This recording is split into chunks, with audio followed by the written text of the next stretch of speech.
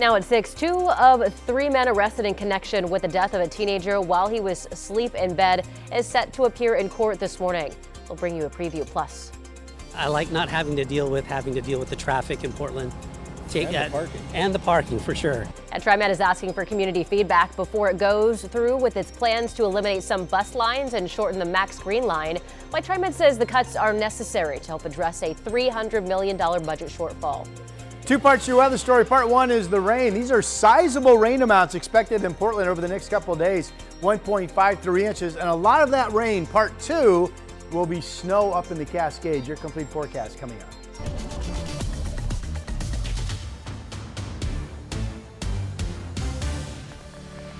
Good morning, and thank you for joining us on your Tuesday here. I'm China Green. It is a weather impact alert on the way for later this afternoon. Rod Hale and Chris McGinnis are here for a look at your weather and traffic. Yeah, so a couple of bullet points for you. Number one, the very well publicized at this point, winter storm warning that starts today for both the Oregon and Washington Cascades in purple on the map here. This extends through tomorrow night. We think easily becoming the biggest snowstorm that we have had so far this winter season, which of course itself isn't that big of a statement because we haven't had much, but we think there could be 1 to 3 feet of snow from pass level up through timberline coming, so that's good news. And all of this moisture will be rain in the valleys. Steady rain picking up by the noon hour. We got heavier rain this evening, early evening, with some gusty winds coming. KGW impact alert up for the rain and eventually some gusty winds this afternoon into this evening.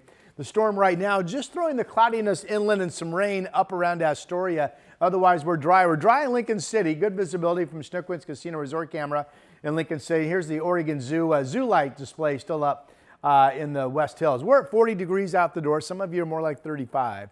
Rain picks up. I don't think weather's impactful until after the morning commute, so that's good news. But at 5 o'clock, that's when we could be getting into the heavier rain rates and the noticeably gusty winds. So, Chris, that could become kind of a mess. Yeah, I would expect the afternoon drive not to be very pretty, but so far so good. Our freeway cameras show that. A little foggy right now at the Sylvan Hill and I-5 through North Portland. There's your southbound commute up near the Expo Center. It's getting busier, but so far no major trouble there.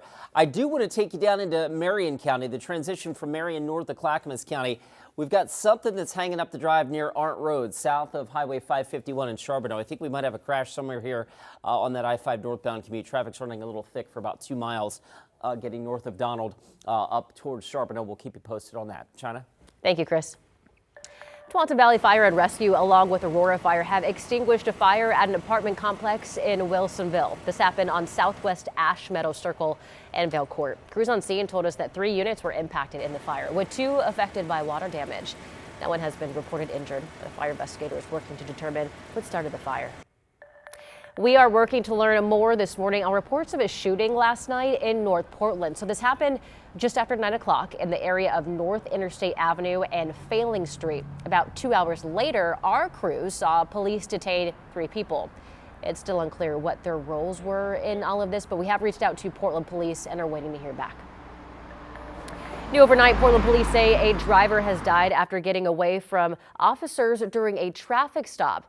Just before 11:30 last night, Port of Portland officers attempted a traffic stop at Northeast Prescott and 116th right there. They say that while the driver drove away at high speed, they did not pursue the car, but monitored which way it was heading. They later received a report of the car on fire 2 streets down on Northeast Fremont and 112th, where the car crashed after striking a parked car. The driver was pronounced dead at the scene. At 9 o'clock this morning, Xavier Hirsch and Anthony Hunter Jr., 2 of the 3 suspects arrested in connection with the death of a 13-year-old boy, are set to appear in court. In April of last year, Liam Spanley Bailey was asleep in his father's apartment in Gresham when a shooting broke out in the adjacent unit. A stray bullet went through the wall, hitting Liam. He later died of his injuries at the hospital. Hunter was arrested in August and Hirsch was arrested in October. The 3rd suspect, Terrell Coy, was arrested in November. Now to an update on a standoff in Tigard that we first brought to you as breaking news on Sunrise yesterday. Tualatin Valley Fire and Rescue say that the man accused of barricading himself inside a Tigard home is in the hospital with life-threatening injuries. The standoff started at 11 o'clock Sunday night when officers responded to a report of a fight between family members at a home near Southwest El Dorado Drive and Fisher Road. The Washington County Sheriff's Office says that the man had guns and began setting fires inside the house. He was eventually burned, and deputies pulled him out of a window at around 5:30 yesterday morning. Other family members got out safely. In health headlines, flu activity in the United States has reached the highest levels seen in 25 years, with all but 4 states reporting high or very high levels of flu activity. Montana, Vermont, South Dakota, and West Virginia are the only states reporting low or moderate levels of flu activity. Oregon and Washington, however, have high levels. The spread is being caused by a new flu strain called subclade K. In terms of severity, the number of people hospitalized due to the flu is not unusual, but doctor visits for flu symptoms haven't been this high since 1997. And states across the West Coast are responding to new guidance from the CDC, reducing the number of vaccines recommended for children. Now, this move comes after President Trump directed the nation's top health officials to review how other developed nations structure their childhood vaccinations and to, quote, take action if they are doing better. Now, the West Coast Health Alliance warns that the change could increase the chances of outbreaks and lead to preventable deaths. Sunrise reporter Thomas Schultz joins us live. Thomas, what else did experts have to say? Yeah, China, doctors told us that every vaccine recommended is encouraged for a reason, and this is a big change coming from the federal government. Federal officials suggest the change is meant to restore trust in public health lost during the pandemic, rolling back recommendations for 7 childhood vaccines: chickenpox, flu, COVID, RSV, hepatitis A, meningitis, and rotavirus. Though some of those are still recommended for high-risk patients. Still, parents we spoke with say they'll continue to get all the vaccines for their children previously recommended. It's concerning that all of these vaccines are being rolled back. It's not safe. Wildly disappointed. I think that it is harmful to our communities and to the immunity that we need as a community to keep to keep healthcare costs lower and to protect our citizens. A pediatrician we spoke with says each of these vaccines was recommended for a reason. RSV, for example, is the leading cause of infant hospitalization, according to the American Lung Association. Those babies get really sick, and with the introduction of the RSV vaccine, we've seen huge decreases in kids getting that sick. On Monday, the Oregon Health Authority says it will continue to recommend the American Academy of Pediatrics vaccine schedule, which includes all of these vaccines that have been rolled back by the CDC. Jenna? Thomas Schultz reporting live for us this morning. Thank you, Thomas. All right, let's get back to our weather coverage. Take a look at this video showing what not to do if you see a snow plow. The New York State Department of Transportation posted this video reminding drivers to never crowd or pass snow plows. In this scenario, the driver sped past an active snow plow by going over the yellow line and nearly crashing head on with an oncoming vehicle. And though this was in New York, it's something to remember here in the Northwest as we prepare for the Cascades to see some of the heaviest snowfall of the season so far. Rod, we actually had this exact reminder I read from this screen about an hour ago: do not pass snowplows. And I was like, who does that? Obviously, I'm trying to think if I've ever seen anybody. Chris, have you ever had a video of a car going around a snowplow? Because he does the drive me. He's thinking about it. He's thinking, yes? Locally, yes?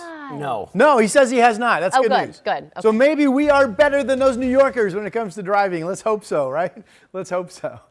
All right, here is our storm. It's a slow encroachment. We are dry in Portland and Salem.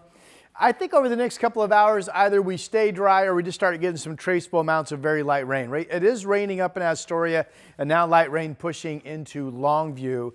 This is weather that mostly ramps up closer to the noon hour and then really gets into high gear as we get into this evening, okay? Here's Futurecast real quick. 9 o'clock, again, not much rain in Portland or Salem, but here we are at noon, now rain's picking up. And then here we are, 4, 5, 6, 7. This is when the front starts to arrive. Heavier rain rates, noticeable gusty winds. Now the snow is really starting to come down up over the Cascades as well. So this is the easy part of your travel day this morning, without doubt, including up in the Cascades.